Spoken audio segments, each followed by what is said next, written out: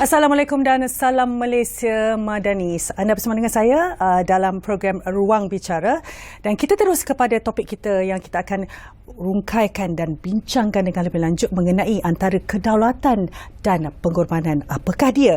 Dan tanpa melengahkan masa, saya memperkenalkan tetamu kita pada hari ini, iaitu Datuk Azizan Abdul Aziz yang merupakan veteran Vet 69 Komando. Apa khabar Datuk?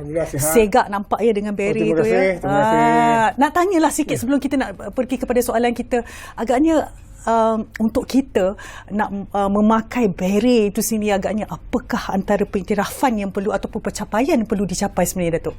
Mereka mesti menghadiri kursus asas Vet 69 ni selama lebih kurang 4 bulan, yang mana melibatkan teknik peperangan, tembakan dan beberapa lagi latihan yang mana menguji tahap minda dan fizikal mereka, sehinggalah mereka betul-betul layak untuk menjadi salah seorang wakil Vet 69. Kerana perlu dilihat di sini ialah pemakaian beri kelabu ini bukan saja 69 saja, tetapi ia adalah warisan daripada British SAS, New Zealand SAS dan Australian SAS. Oh, begitulah ceritanya. Ya, betul. Jadi Datuk, kita berbalik kepada topik kita. Kalau Datuk boleh rungkaikan dan jelaskan kepada penonton sebenarnya apakah sebenarnya Vet 69 itu dan kenapakah Vet 69 itu diwujudkan? Silakan Datuk. Vet 69 very able troop ya. Dia short form tu kepada makna sebenarnya ialah very able troop. Mana pasukan yang berkebolehan ya. Pada peringkat awalnya, Vet 69 ini dikenali sebagai SPU, Special Project Unit, pasukan khas.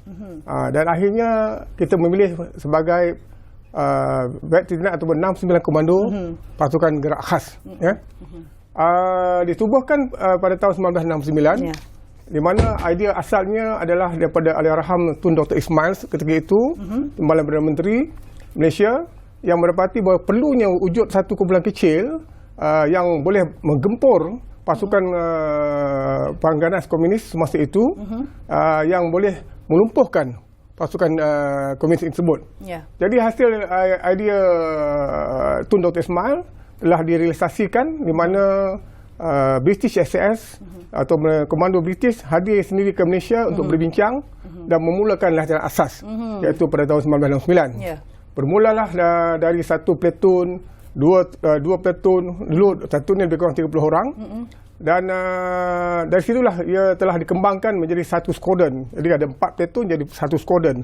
Jadi pada tahun 1979 kita dah berada dalam 4 squadron ya. 4 squadron lebih kurang dalam 300-400 orang ya. Jadi dalam kedudukan itu kita telah terlibat dalam beberapa operasi di dalam hutan dalam mementeras, mengejar dan membunuh pasukan gerakan pasukan komunis, dan alhamdulillah rekodnya cemerlang. Kalau rasionya, kalau kita dapat tembak pengganas komunis 10, mungkin satu orang kita cedera. Begitu ya. Jadi kita itu betul-betul hebat tu ya. Hebat tak hebat, tapi itulah keputusannya. Jadi mereka ini memang dilatih secara khusus oleh pasukan komando British dalam taktikal peperangan di hutan, dan perlu dipatuhi 110%. Membolehkan kita mengekori jejak pasukan musuh ini sehinggalah kita bertempur dengan mereka dan menyebabkan mereka lumpuh ataupun mereka melarikan diri.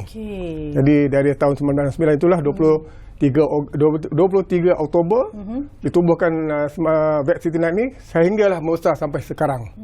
Dan Datuk, cakap tentang tujuh, saya pasti Datuk antara yang mempunyai pengalaman yang cukup banyak dalam Vet 69 sendiri.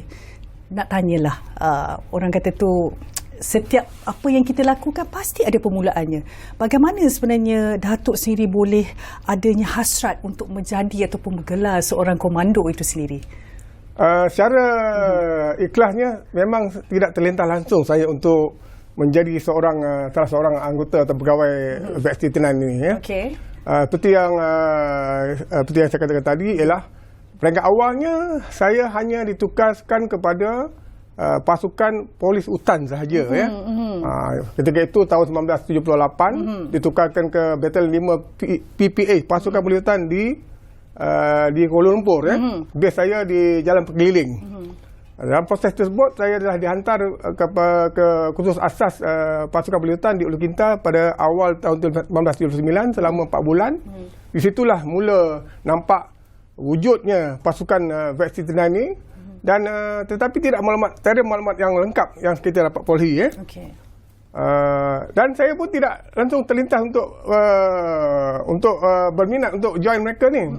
Tetapi oleh kerana satu peluang yang diberikan oleh sekolah latihan pasukan pelihutan itu, mana-mana pegawai yang ingin menghadiri sub-assistant atau pembinaan awal 69 boleh ikut sekali. Jadi kenapa tidak? Kita pun nak cuba mencabar kebolehan kita kan. Alhamdulillah dalam tempoh 10 hari itu telah dia lanyak dalam keadaan yang teruk. Saya berjaya lah. Berjaya dan terlepas 4 bulan di sekolah latihan Ulu Kinta, saya sambung semula 4 bulan lagi untuk latihan asas komando di Gunung Jerai. Dan akhirnya ditauliahkan pada 1979 sebagai komando VET-69. Ya. Dan yang pastinya kalau kita bercakap tentang menjadi seorang komando tu, saya kira banyak pentempuran yang pasti yang Datuk hadapi sendiri. Jadi dalam pentempuran yang dihadapi tu pastinya ada banyak juga pengalaman. Kalau boleh Datuk kongsikan bersama dengan kami. Selepas saya telah ditauliahkan 1979, operasi pertama saya ialah operasi setia khas yang melibatkan kawasan di Slim River. Okey. Saya telah membawa 2 patrol, 1 patrol 6 orang, 2 patrol ada 12 orang. Di mana maklumat mengatakan bahawa pasukan musuh akan melintasi kawasan yang mana saya dipertanggungjawabkan. Jadi selepas hadir di hari pertama, dan saya telah mengarahkan anggota saya untuk memasang jangkap sama. Dulu kalau kita panggil sini dalam panggilan military termnya ialah Claymore mine. Claymore mine tu dalam bentuk begini, tetapi dia mempunyai banyak ball bearing dalam tu. Ball bearing besi. Jadi dia bila meletup dia akan spray pada musuh. Jadi telah masang di laluan yang dijangkakan musuh akan lalu. Pada pagi tersebut anggota yang bertugas telah nampak kaki musuh menghala ke kamp saya. Tapi saya tu masa tu tak sedar lagi. Pasal saya telah ditugaskan untuk bergerak ke satu kamp yang lain. Jadi dalam tempoh 5 minit itu saya telah bergerak ke bawah dalam kurang 50 meter. Anggota yang bertugas tersebut telah nampak orang yang kedua, musuh kedua komunis itu hadir ke arah dia. Jadi dia telah memicit Swiss Claymore mine tersebut dan meletuplah. Meletup 3 Claymore mine meletup, dan saya daripada bawah tu terus naik ke atas dan mulakan tindakan taktikal kita untuk menyerang kedudukan musuh. Tembak-menembak berlaku sampai ke atas. Setelah kita melepasi kawasan musuh, kita akan buat search. Kita akan semak semula. Malangnya tiada mayat yang dijumpai. Jadi kita pun rasa di mana perginya musuh ini sebut. Tapi rupanya musuh datang tu ingin mengambil, di situ ada wujudnya satu food dump ataupun tempat simpan makan. Di mana ada generator, wire, petrol, beras kan. Itulah tujuan asal nak datang. Jadi dia tak dapat sampai dan kita letupkan dan dia lari. Petang itu juga satu kumpulan daripada luar yang mana Saja Major Apot dan Inspektor Goh masuk dan telah buat follow up, menjejaki semula. Dalam tempoh 2 hari dapat tembak 2 musuh komunis tersebut.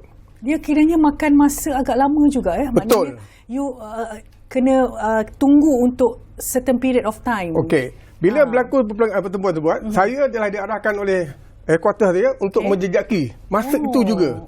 Tapi perlu kita ingat, dalam taktikal, kalau cepat kita follow up, kalau dia ada ruang untuk pasang booby trap, kita salah seorang kita akan jadi mangsa dia.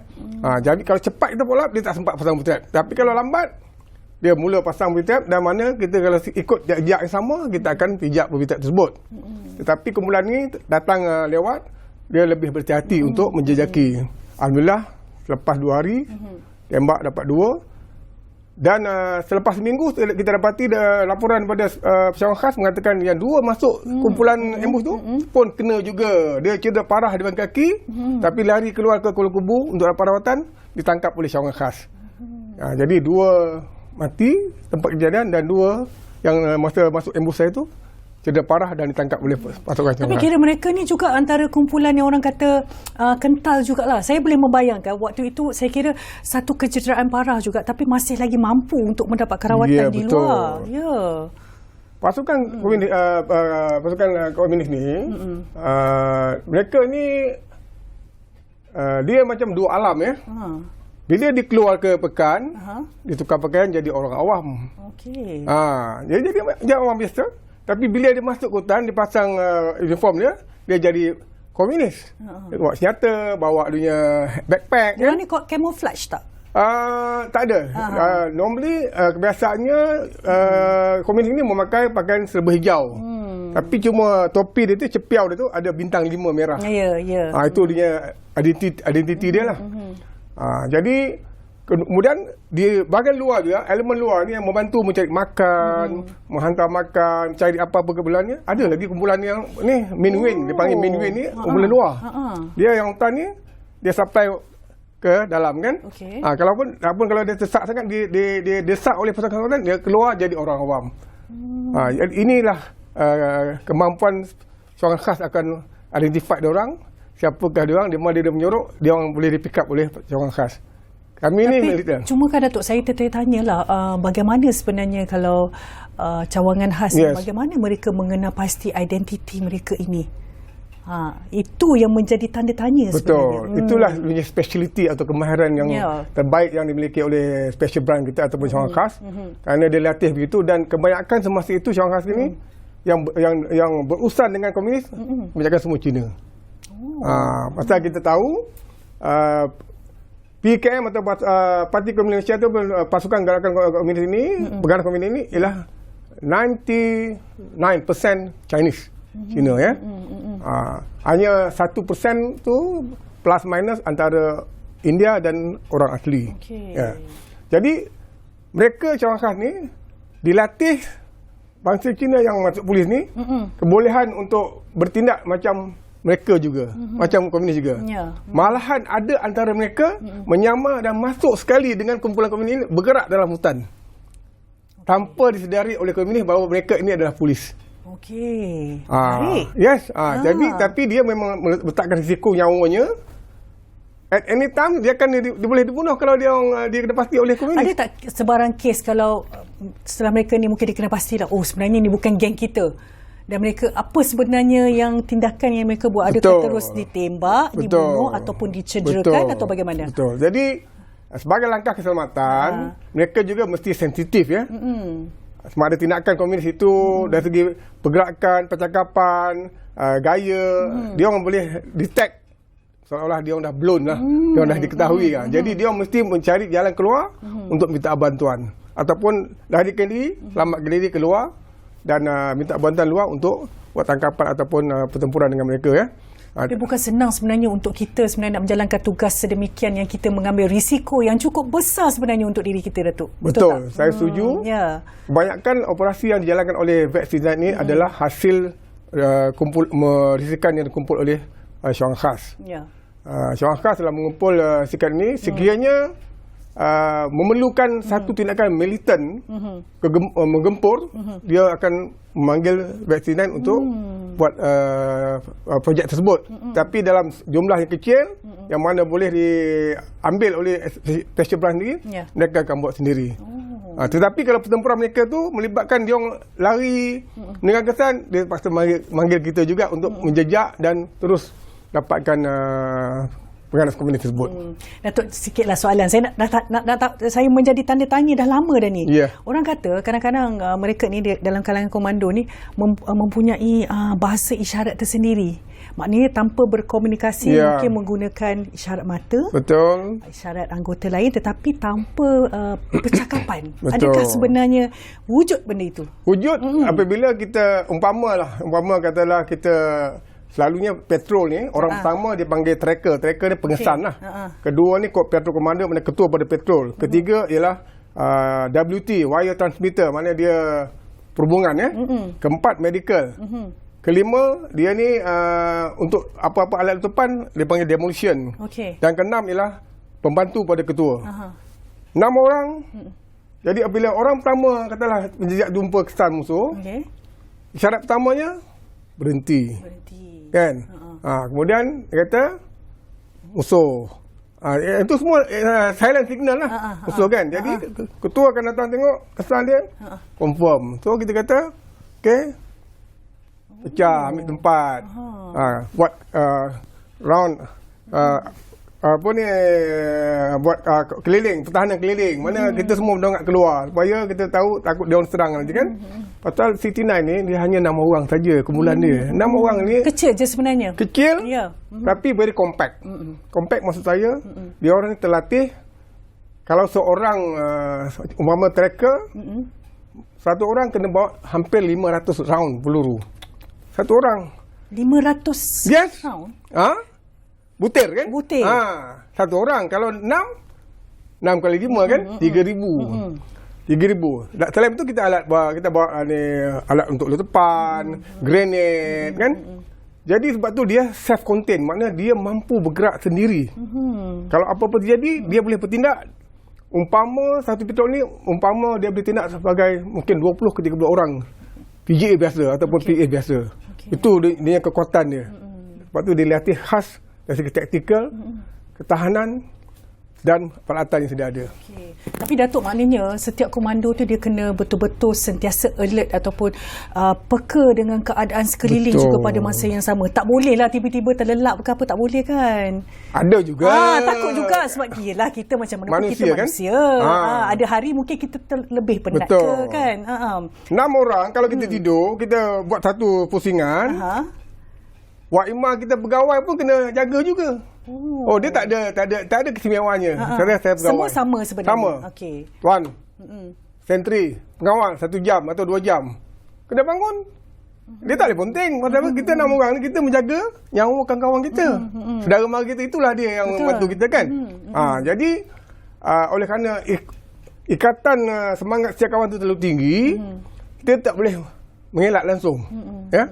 Umpama pagi bangun sebelum cerah. Sebelum cerah maknanya kita dah siap pack barang kita, ready untuk bergerak. Petang sebelum gelap kita pun dah siap dah. Dah makan apa semua, dah ambil tempat tidur. Jadi inilah yang telah diajar kepada kita oleh pasukan komando British dulu, yang mana kita praktiskan. Memang jika kita tak buat, kita akan mendatangkan risiko yang tinggi pada keselamatan kita. Jadi kadang-kadang kita ada joint exercise dengan British SAS ni daripada base di Hong Kong datang. Dia check balik kita punya tactical ni sama ada ikut lagi atau tidak, atau ada pembaharuan atau tidak. Kalau ada pembaharuan, dia pun nak tahu apa benda pembaharuan dia. Jadi bila ada check and balance ni, kita sentiasa alert, macam kata very sensitif dengan environment kita. Ya, betul. Ada tak saya banyak tertanya-tanya. Ada tak mungkin dalam kalangan komando ni terdiri daripada kaum wanita mungkin? Tidak ada. Okey. Sebab apa tidak wanita tidak tampil ke hadapan untuk menjadi seorang komando? Lewat awal 90-an, kita mula rekrut untuk wanita, tetapi bukan untuk komando. Dia orang ni dipilih khas untuk mewujudkan satu pasukan penerjun wanita, penerjun payung wanita. Tapi mereka ni tidak dilatih sebagai komando wanita. Okey. Dan tidak ada rancangan langsung kita untuk mengambil wanita sebagai komando. Kerana kita yakin mereka tidak akan mampu menggalas tanggungjawab dan latihan yang kita akan buat pada mereka. Kedua, oleh kerana jantinanya, jadi bila bawa dalam operasi di hutan, mereka ni kita mungkin menghadapi masalah emosi kan.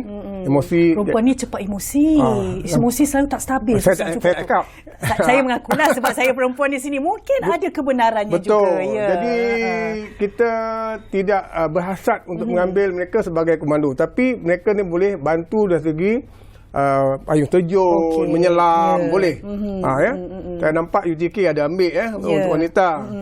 Dan mereka ada satu SOP dia. Apakah mereka mesti mencapai KPI-nya, membolehkan mereka sebagai unit tindakan khas untuk bodyguarding, untuk pertempuran di bandar. Yang tu nampak lebih sesuai dan mampu dibuat oleh wanita. Tapi untuk peperangan di hutan, saya doubt lah, saya ragu-ragu sikit untuk membawa wanita dalam kumpulan militan ataupun peperangan di hutan ini. Okay. Baik Datuk, kita akan teruskan perbincangan kita supaya semakin hangat saya rasa, tapi kita nak berehat dulu. Jadi terus setia bersama dengan kami dalam program Ruang Bicara. Kita akan kembali lagi selepas ini. Baik.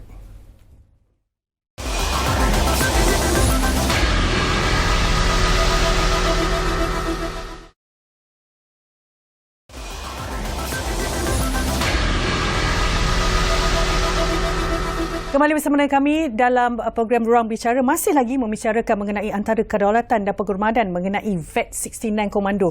Okey, tadi kita dah bercerita sedikit sebanyak tentang orang kata tu wanita, macam Datuk kata, kurang fit lah untuk nak menyertai komando. Kita berbalik juga soalan kepada Datuk. Mungkin apakah antara ataupun siapakah gerangannya yang memberikan sokongan dan juga dorongan kepada Datuk sendiri untuk menjadi seorang komando?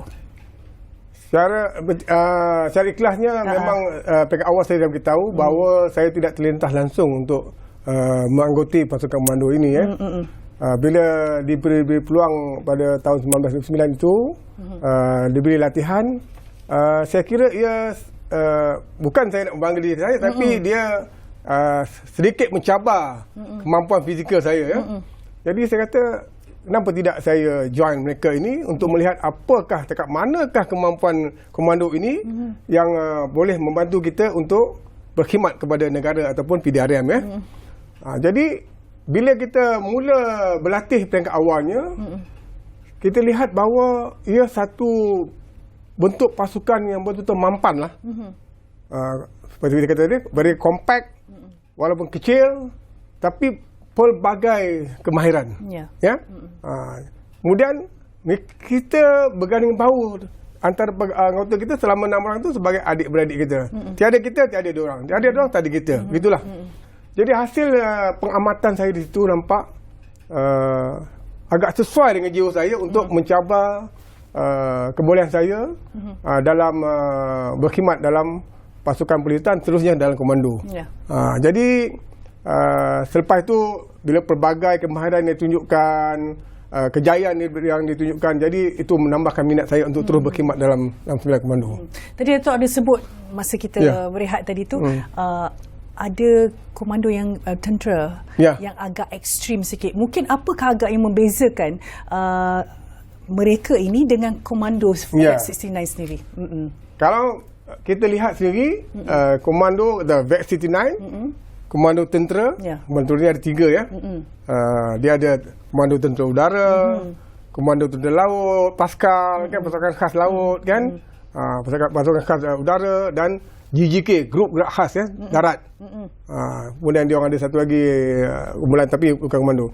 Jadi dia orang ni latih memang begitu ekstrim. Kalau kita ambil contoh untuk kalau kita lihat perbandingan dari segi fizikal, kita bariskan VET69, kita bariskan komando tentera ni, 3 elemen nama ada Paskal, Paskau ataupun darat. Memang dia orang ni kita lihatan lebih fit, lebih nampak keunggulannya sebagai komando. Tapi CT9 ni nampak biasa. Tak ada muscular, tak ada apa.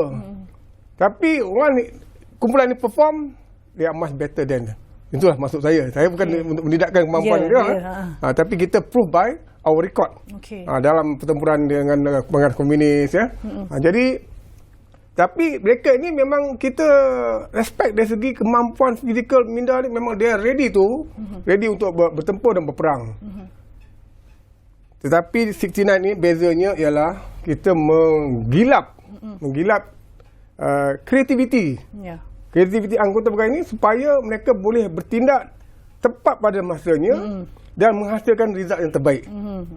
Itu. Jadi kreativiti ini dia mesti boleh berfikir dalam masa yang ekstrim, apa yang perlu dia buat, apa yang perlu dia bertindak, dan mestilah mencapai matlamat dia. Itulah yang jadi membezakan kita daripada kumpulan ini, kerana yang ini memang kemampuan fizikal bukan tandingan kita. Tapi di sini fizikalnya kuat juga, tapi kita akan lebihkan dari segi kreativiti mindanya. Okey.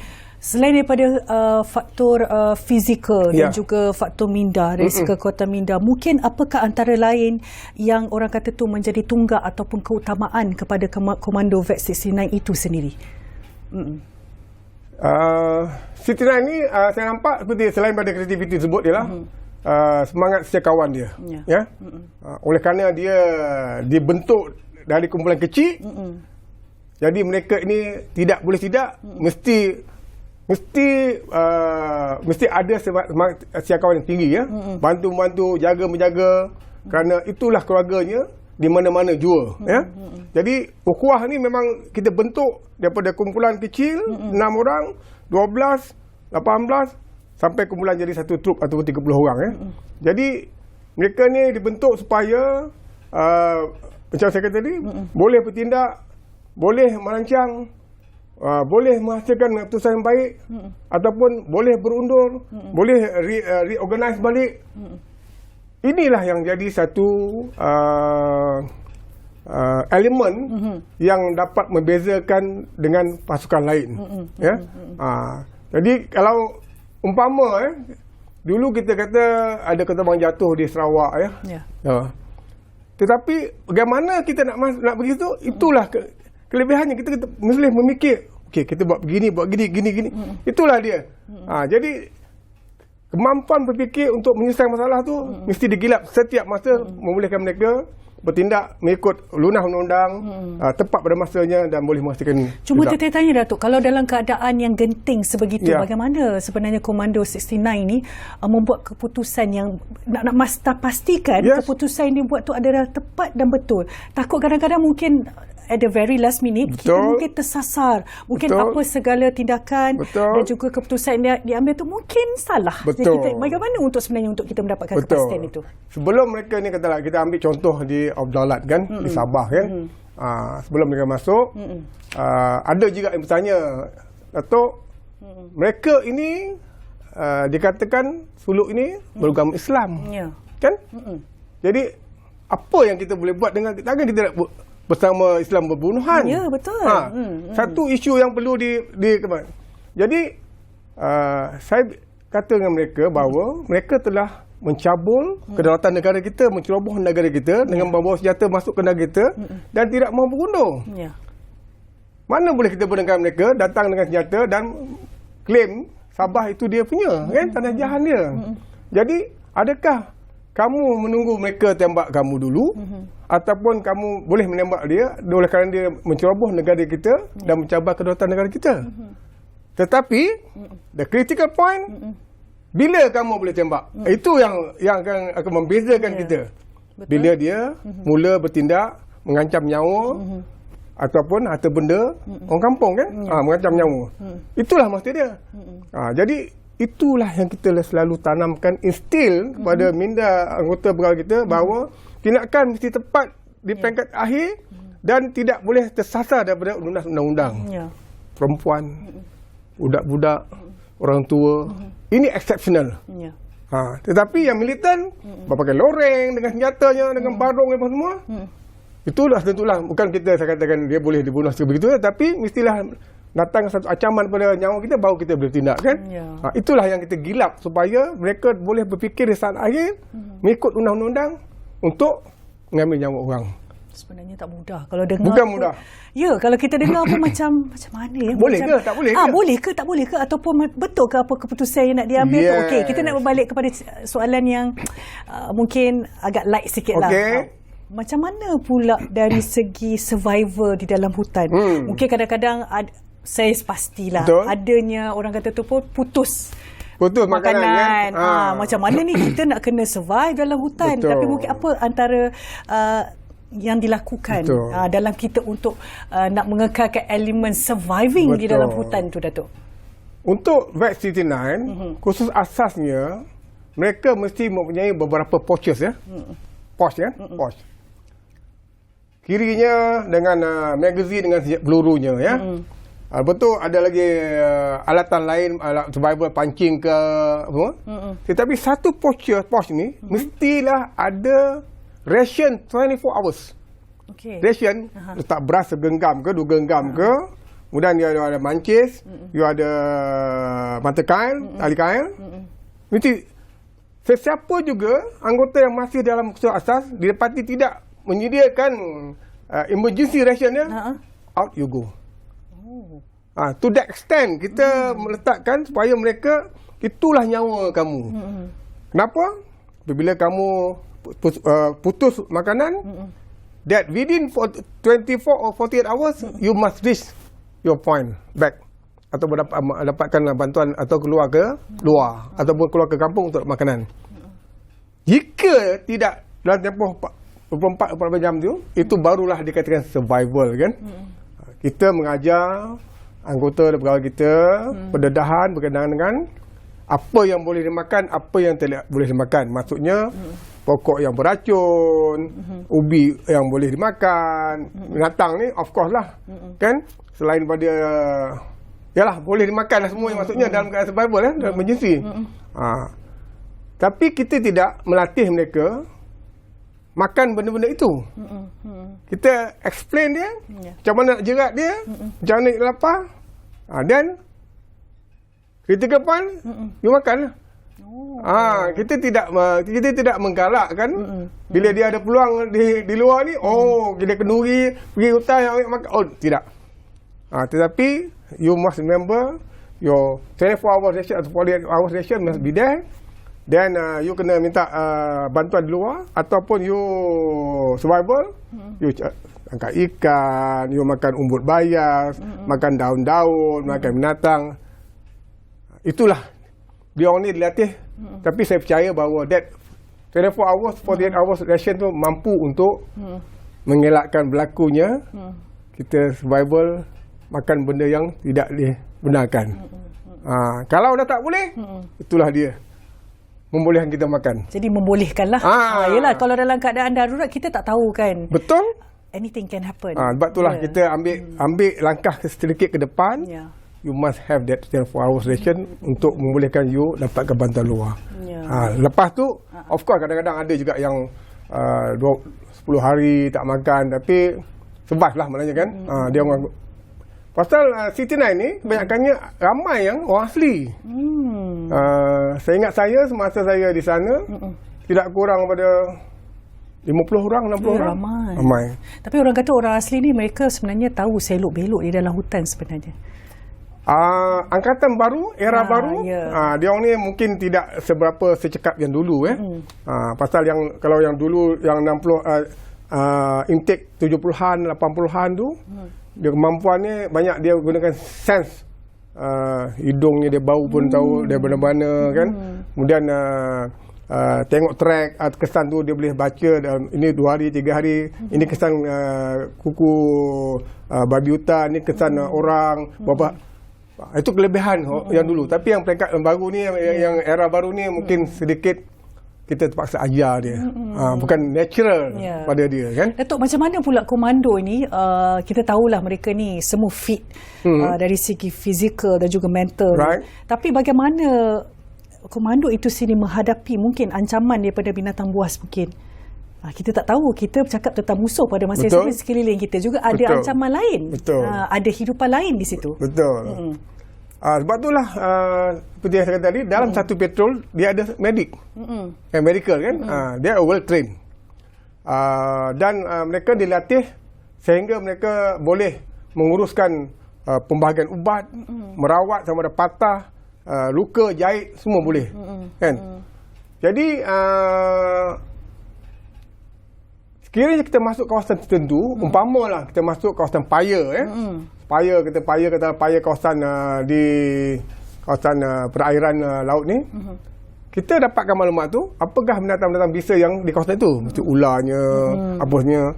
Jadi kita dah set kita mind kita, medik, you kena bawa apa dunia, ubat-ubat yang perlu untuk situ kan. Maknanya dah study sebelum pergi ke kawasan tu, dah study dulu. Tidak boleh tidak, itu semestinya preparation sebelum tu kita kena ada.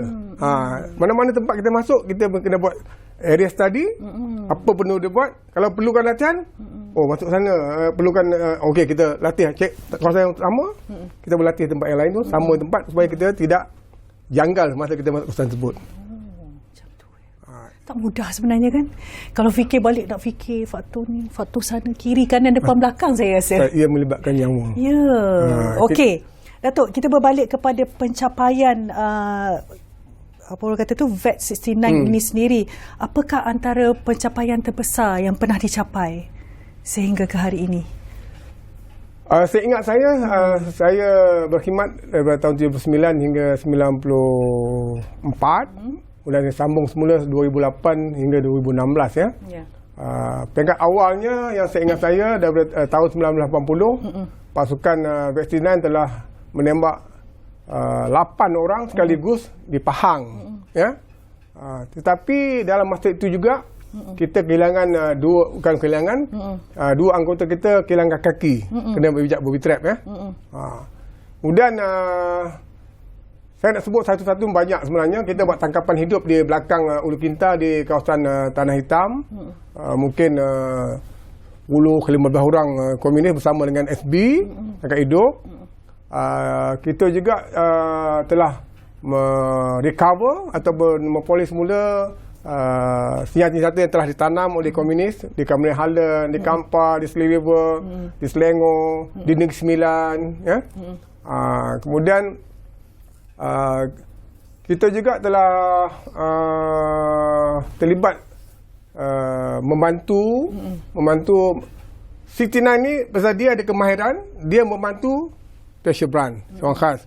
Membantu kalau narkotik ada projek untuk narkotiknya, kita bantu. Kalau dia buat pengiraan dadah di laut menggunakan sampan, gunakan kita punya kemahiran untuk menyamar, untuk menangkap ataupun meletupkan bot ke, kita bantu. Ataupun kita bantu jenayah.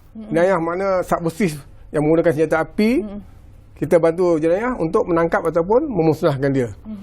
Jadi yang saya ingat saya yang betul-betul 1980 tu ialah tembakan di Pahang tu 8 orang tu, itu yang ketara lah. Kemudian yang sampai 89 peletakan senjata oleh Parti Komunis Malaysia ya, dan dia jadi lull period atau vacuum ya, kerana kita tidak lagi terlibat dalam peperangan di hutan. Tapi kita telah beralih, itulah transition peralihan itu, kita membantu jabatan-jabatan lain dalam tugas-tugas mereka seperti jabatan jenayah, commercial crime, SB dan lain-lain jabatan yang memerlukan tenaga kita ya.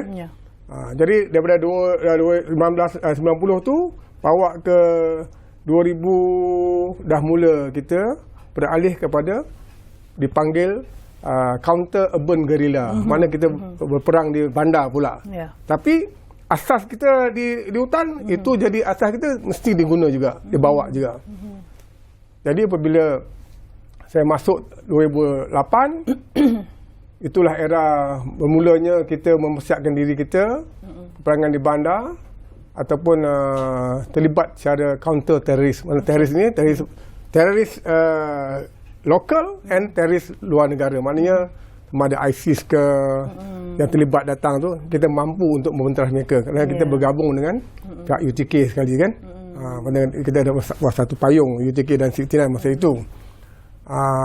Itulah dalam hutan ni memang kalau saya ingatlah memang banyak pertempuran yang berlaku untuk 69, walaupun orang kita ada yang cedera, ada yang putus kaki dan meninggal, tapi rasionya terlalu kecil ya berbandingkan pencapaian ataupun rekod cemerlang kita. Sehinggalah bawa tahun 2013 kita beralih ke Malaysia Timur ya, terlibat dengan Op Suluk dan ataupun Op Dalat. Itulah yang nampak yang paling besar berlaku dalam sejarah 69 ni, dari 89 tu terus kita berperang. Tapi kena ingat bahawa peperangan di Sabah kita telah bertempur di pinggir hutan. Maksudnya di kawasan sawit. Kita dulu di train semua perang di hutan ya. Tetapi bila masuk sawit ni jadi satu era baru atau suasana baru yang perlu kita ubah suai, membolehkan bertindak dalam kebun sawit kan. Alhamdulillah boleh adjustable dan hasilnya cemerlang lah pada saya. Sebenarnya saya kira komando vaksin ni sebenarnya pun begitu fleksibel sebenarnya. Kena ada elemen tu. Kena. Ya. flexibility kena ada. Okey, kita nak cakap lagi tentang flexibility ni tapi kita nak berehat dulu, Datuk. Boleh insya-Allah. Baiklah, kita akan berehat dahulu. Kita akan kembali lagi selepas ini dalam program Ruang Bicara.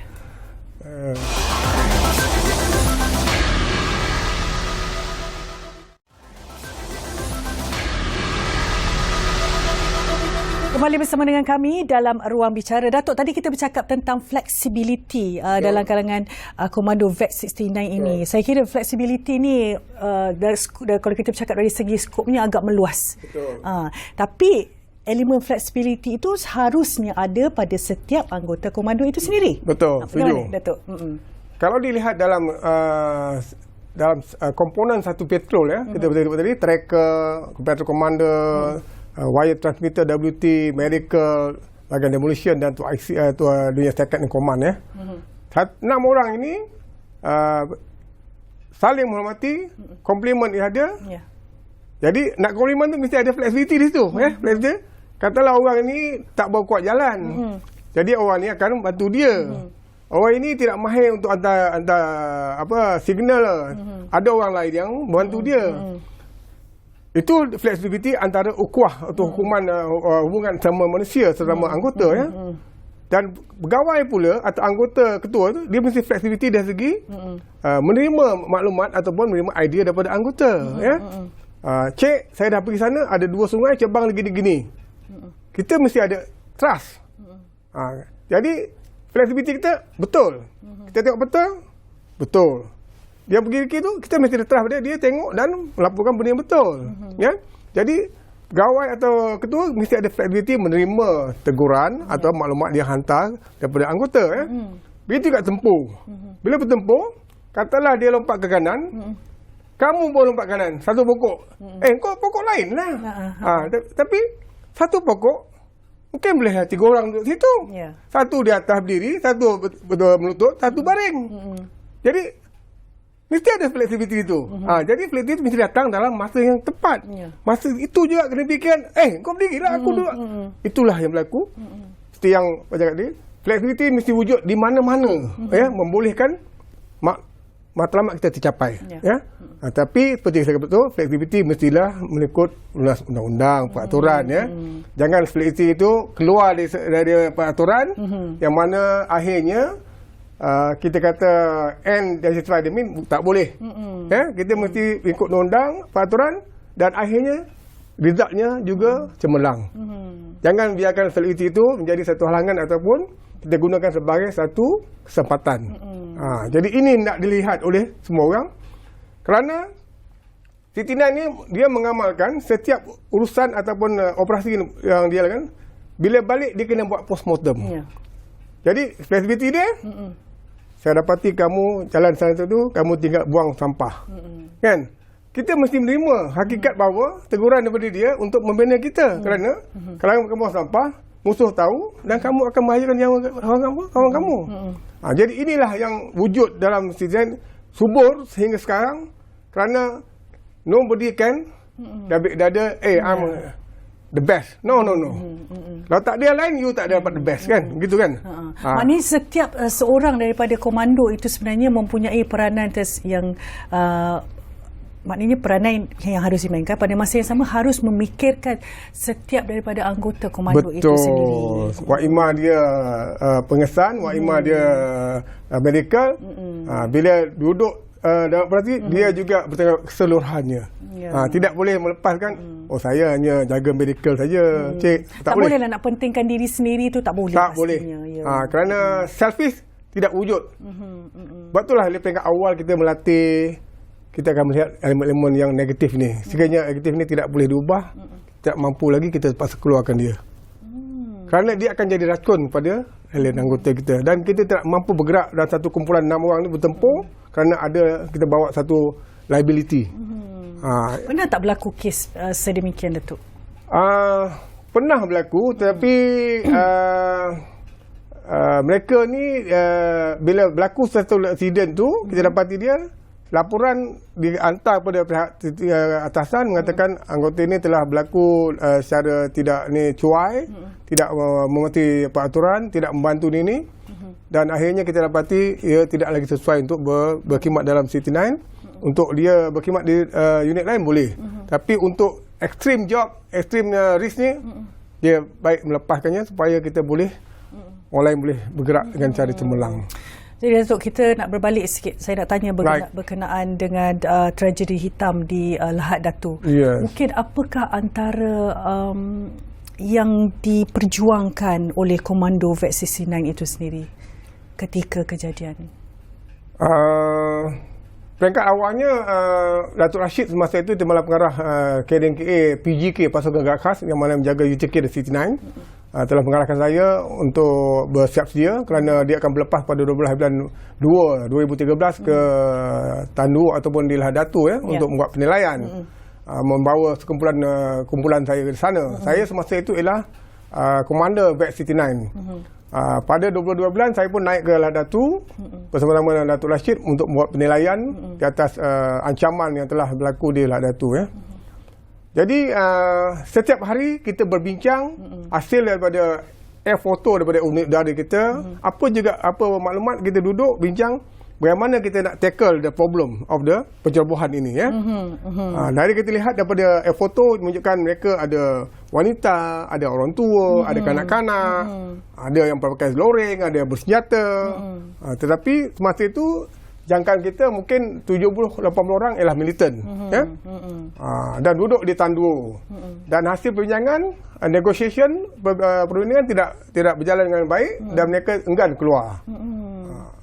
Jadi merancang, kita telah berbincang bersama Datuk Rashid dan semua pegawai. Kita telah bahagikan beberapa bahagian kawasan tanggungjawab masing-masing ketiganya. Dan pada pagi 28 bulan 1 bulan tersebut, mereka masuk pada 28 malam, lebih kurang pukul 12 malam. Pada pagi jam 9 saya semak semula pada pagi itu dengan beberapa pegawai yang masuk ke Tanduo. Ada yang telah hampir ke kedudukan musuh. Saya kata okey, you hold on there. Kita tengok apa reaksi dia. Tetapi oleh kerana jarak kedudukan pasukan kita dengan dia lebih kurang 100 meter je, dan telah berjumpa dengan kumpulan kita, dengan kumpulan suluk tu, dengan orang kita, dan bercakap, mungkin mereka melepaskan tembakan dahulu ke arah kita. Dia cakap suluk ni kita pun tak faham, tapi ada anggota daripada dalam silang ni ada orang Sabah. Dia pun faham kan. Jadi oleh kerana sebelum tu berkerap kali dia berjumpa dengan PGA, tapi tak berlaku tembakan. Dia mengalau saja, kamu balik, ini tanah kami. Gitulah. Dia ugut-ugut begitu kan. Tapi kali ni dijumpa, ini siapa pula dengan pakaian, dengan topi ballistic helmetnya, dengan pakaian body armornya. Dia rasa macam pelik sikit lah. Tapi oleh kerana cabaran itu telah berlaku, dia telah tembakan, berlakulah pertempuran pada jam 10 pagi pada 1 bulan Mac 2013. Hasil pertempuran lebih kurang sejam. Dua anggota saya, satu pegawai, satu anggota meninggal dunia. ASP Zulkifli dengan Sarjan Sabarudin tembak. 3 je parah. Dan proses pengeluaran mereka dibawa keluar menggunakan heli untuk dihantar ke hospital untuk dapat rawatan Dan hasil tembakan pada petang itu, kerana musuh telah mengosongkan Tanduo, telah bergerak menghala ke Tanjung Batu, tak jauh pada Tanduo. Kita dapati 13 orang mati terbunuh, 2 perempuan pada 1 bulan tersebut. Jadi saya telah mengeluarkan beberapa pasukan untuk keluar, dan kita akan rancangan semula untuk bergerak ke Tanjung Batu semula, kerana kita percaya mereka berkumpul di Tanjung Batu. Itu 1 bulan. Tetapi pada 3 bulan berlaku serangan di rumah air Sri Jaya di Simunul. Petang tu saya dengan bersama Datuk Rashid dengan Tan Sri Hamid Bado tengah berehat, dan dapati Hamid Bado menerima maklumat katakan anggotanya diserang di kampung air Simunul dan telah ditawan. Kejadian lebih kurang 5 ke 6 petang begitu kan. Jadi Sabah ni dah mula gelap kan. Jadi saya dengan Datuk Rashid menasihatkan Datuk Tan Sri Hamid Bado ketika itu, Datuk arahkan anggota semak sama ada dia orang ditawan ataupun dia orang ni diserang dan dia orang berpecah. Tapi hasil semakan dapati dia orang diserang dan dia orang pecah. Pecah. Jadi Tan Sri Hamid desak kita orang untuk masuk pada malam itu juga, tapi kita mengambil keputusan kita tak membahayakan diri kita kerana kita tak tahu tempat itu, dan kita berjanji esok tengah hari kita masuk. Okey Datuk, sedikit penjelasan daripada Datuk mengenai penubuhan Persatuan Veteran V69 dan mungkin apakah antara manfaat yang diterima dalam persatuan ini sendiri. Persatuan ini telah ditubuhkan pada 2007 dan tujuannya ialah menjaga ataupun membantu keahliannya. Ketika ini ada dalam hampir 600 orang. Dari segi lawatan ziarah mereka yang sakit, memberi bantuan katil, memberi bantuan pampers, bantuan kewangan, di samping mewujudkan ukhuwah itu semula. Kalau puan tengok Siti Nan kalau berjumpa dengan kenduri, memang meriah lah. Macam pesta. Orang pun pelik, kenapa orang ni begini kan? Tapi itulah dia ukhuwah dia dulu sampai sekarang masih maintain gitu. Jadi persatuan ditubuhkan untuk menjaga atau membantu ahli-ahlinya, terutama yang pesara, untuk melihat apakah bantuan yang boleh dibagi pada mereka ni untuk meneruskan. Orang kata Datuk dari segi kebajikan mungkin. Yes, betul. Jadi daripada 2007 sampai sekarang diterajui oleh Datuk Rashid, dan alhamdulillah berjalan dengan baik. Dan dapat beberapa bantuan daripada dana daripada kerajaan negeri, kerajaan pusat untuk membolehkan kita meneruskan bantuan kepada ahli-ahli kita lah.